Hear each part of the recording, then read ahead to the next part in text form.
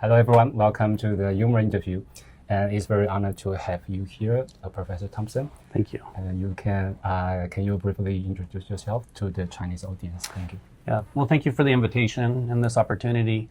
I'm Dr. Curtis Thompson from the United States, and I am an adjunct professor of dermatology and pathology at Oregon Health and Sciences University and also of the University of Miami. And I am a dermatopathologist, and my specialties are in hair loss, biopsies of hair loss, and then biopsies of the nails, fingernails and toenails. So I'm very happy to be at this meeting. I have been involved in the classification of primary cicatricial or scarring alopecia. And this is a set of diseases that cause permanent hair loss. And they were first classified in 2001 by the North American Hair Research Society. And this classification, which is based upon the cell type, lymphocytes, neutrophils, is still what's primarily used around the world to diagnose and classify these diseases. And these are a set of diseases which are not related necessarily. So we decided to, a group of people who did the first classification and then a new generation of us who were not involved in that have started about 2 years ago to update the classification. So what's the biggest real-world challenges to the clinical physician, and what is your opinion? Yeah, so the reason we decided to re-look at this classification is to simplify it for people to be able to understand it, but also to apply the knowledge that we've gained in the last 25 years about these diseases. Biggest issue in the reclassification is confusion, which occurs between diseases that are not related. And the two primarily are lichen planopilaris and folliculitis decalvans. And I'm going to address this in my lecture on Sunday. And the issue is folliculitis decalvans, which occurs primarily in men under the age of 40, and lichen planopilaris, which occurs primarily in women over the age of 40, often look the same through the microscope when we analyze it. So there are misdiagnoses associated with this, and there's many men walking around with diagnoses of lichen planopilaris who actually have folliculitis decalvans, and similarly there are a lot of patients with the other misdiagnosis. And the biggest issue is folliculitis decalvans was classified as a neutrophil under the neutrophilic classification, and it is neutrophilic if you biopsy a early pustular lesion, a pustule. But once you don't have the pustules anymore, it looks very similar to lichen planopilaris through the microscope. So we're hoping to clarify that point. That's one of the main points that we're hoping to clarify with this. Okay. And can you share any exciting research findings coming out of the PCA field recently?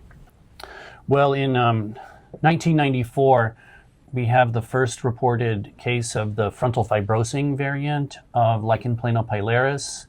And in those years, we also saw a dramatic increase in general lichen planopilaris, not necessarily of the frontal fibrosing type, where you lose the frontal hairline primarily in your eyebrows and body hair.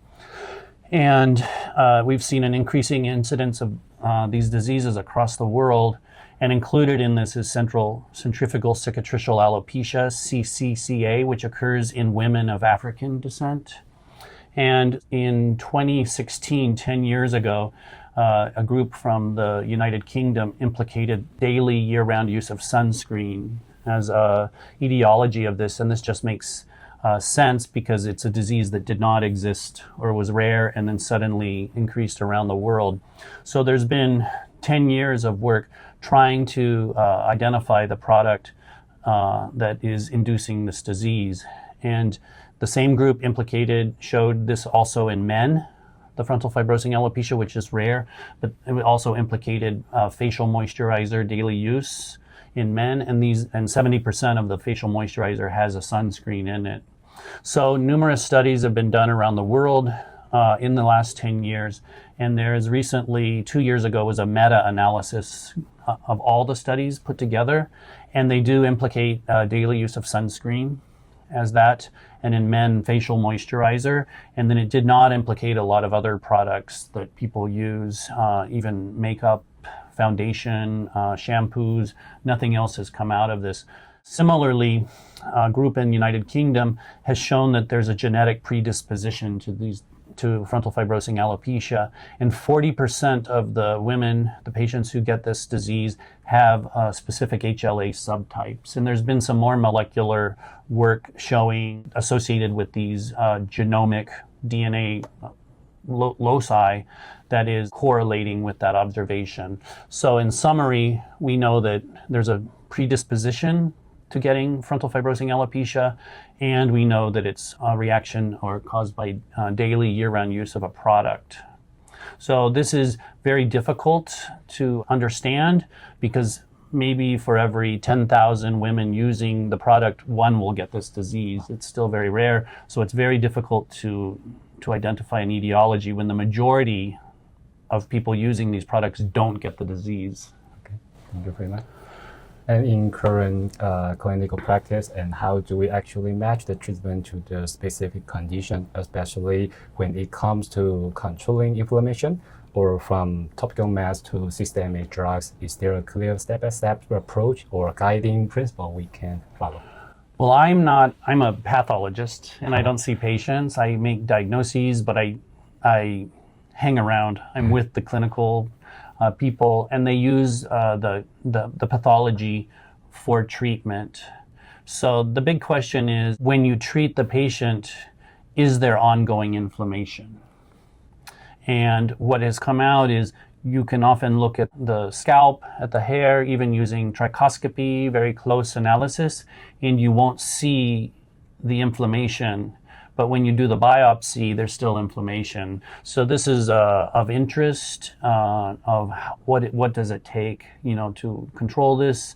There's a big question of whether you should follow patients, how much inflammation they have. For instance, should you do subsequent biopsies to see if you have controlled the disease? And this is not known yet. But really the treatment to date is still just anti-inflammatory, medicines. And to my knowledge, we haven't found any biologic drugs that are working for these. It's important to stop the process because the damage occurs very early, and I'm going to show research that I did about 8 years ago, showing that the disease very early on damages the follicles where the stem cell lives near the bulge. And so you can still have hairs that are growing in anagen phase, but they've been damaged, so when they cycle, they will disappear. So it's important to try to identify, diagnose, and stop this autoimmune inflammation as soon as possible. And one thing that's controversial in the treatment of particularly for frontal fibrosing alopecia is how much product avoidance should there be, because we don't know that it's any specific chemical. One concept is that perhaps the sunscreen, the chemical itself, like titanium dioxide, isn't necessarily toxic, but maybe it's blocking the sun, so it allows for inflammation. Just like, solar rays, we use them to treat psoriasis, to reduce the inflammation. So perhaps blocking the sun allows for inflammation to occur and for this disease to develop. We don't know. But there are examples of this disease, not just from titanium dioxide, but also from the other sunscreen products. So we really don't know at this point. And if you look at the ingredients in these products, there's very complex. So we're still learning about this, but it is also controversial in the dermatology world because we spent so many years getting people to avoid the sun and use sunscreen to stay healthy. And then now we have a disease where we're implicating sunscreen. So there's controversy with this. And I think many dermatologists don't want to tell their patients not to use sunscreen. But keep in mind, it's daily use. It's not, putting it on to go to a baseball game or, things like that. It's repetitive use. And perhaps the treatment is really just telling patients to wash it off, wash these chemicals off every night before they go to bed. I don't know yet. Okay, thank you very much to join the Umer interview, and very honored to have you your session or clinical experience.